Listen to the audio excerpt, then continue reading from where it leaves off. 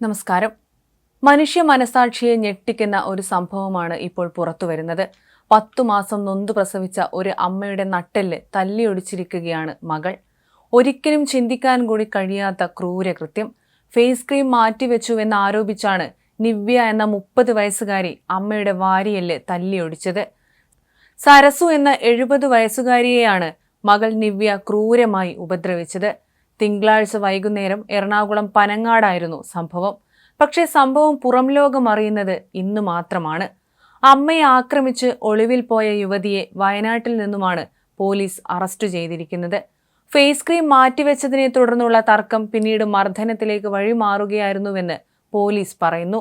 കഴുത്തിനു കുത്തിപ്പിടിച്ച് കമ്പിപ്പാര ഉപയോഗിച്ച് വാരിയെല്ല് തല്ലിയൊടിക്കുകയായിരുന്നു. ഇവരുടെ തലയ്ക്കും ഗുരുതരമായി പരിക്കേറ്റിട്ടുണ്ട്. ബഹളം കേട്ടെത്തിയ നാട്ടുകാരാണ് സരസുവിനെ ആശുപത്രിയിൽ എത്തിച്ചത്. മകളൊന്ന് തിരിഞ്ഞുപോലും നോക്കിയില്ല.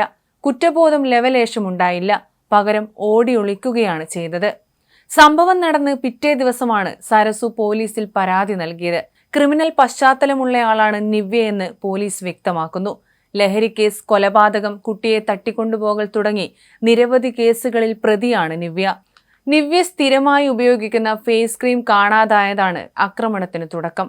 അമ്മയോട് ഇതേക്കുറിച്ച് ചോദിച്ച് പിന്നീട് അതൊരു വലിയ വഴക്കിലേക്ക് എത്തുകയായിരുന്നു. ക്രീം എടുത്തു മാറ്റിയെന്ന് ആരോപിച്ച് സരസുവിന്റെ കഴുത്തിൽ കുത്തിപ്പിടിക്കുകയും കരണത്തടിക്കുകയും ചെയ്തു.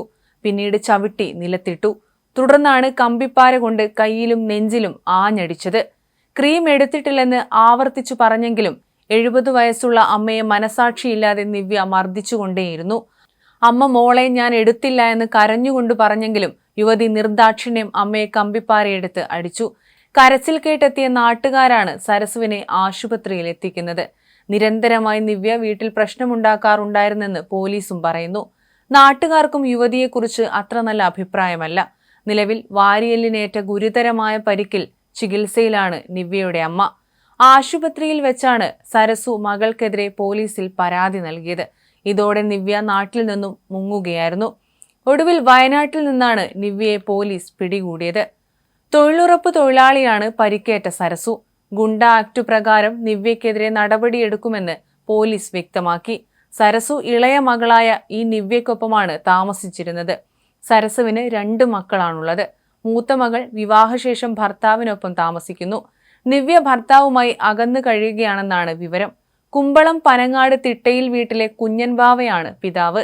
ഒരമ്മയ്ക്ക് ഇങ്ങനെയൊരു ദുരന്തം മകളിൽ നിന്ന് നേരിടേണ്ടി വരുമ്പോൾ അത് കേട്ടു നിൽക്കുന്നവർക്ക് മനസ്സിന് വല്ലാത്തൊരു വിങ്ങലാണ്. കേരള മനസാക്ഷിക്ക് ഇത് സഹിക്കാൻ കഴിയുന്നതുമല്ല. അച്ഛനും അമ്മയുമാണ് ദൈവം എന്ന് പറഞ്ഞു പഠിപ്പിക്കുമ്പോഴും ഇന്ന് മാതാപിതാക്കളെ ക്രൂരമായി ഉപദ്രവിക്കുന്ന മക്കൾ പെരുകുകയാണ്.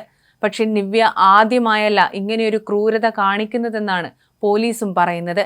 അമ്മയെ നിരന്തരം ഉപദ്രവിക്കുന്ന ശീലക്കാരിയാണ് നിവ്യയത്രേ. ഇതിനു പുറമെ കൊലപാതകം, ലഹരിമരുന്ന് കേസുകൾ എന്നിവയിലടക്കം പ്രതി കൂടിയാണിവൾ.